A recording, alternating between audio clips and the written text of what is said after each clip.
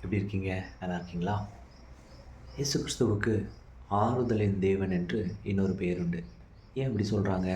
1 பேதுரு 5ஆம் அதிகாரத்தில 7வது வசனம்.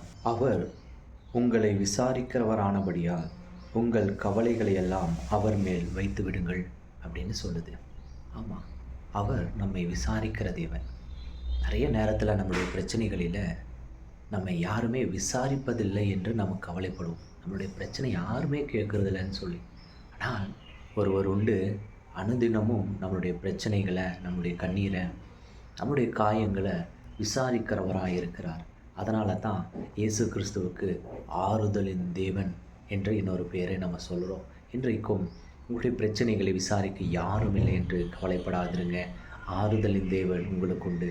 அவர் கட்டாயமாய் உங்களுடைய பிரச்சனைகளை விசாரிப்பார். இந்த நாள் உங்களுக்கு ஆசீர்வாதமாய் மாறட்டும்.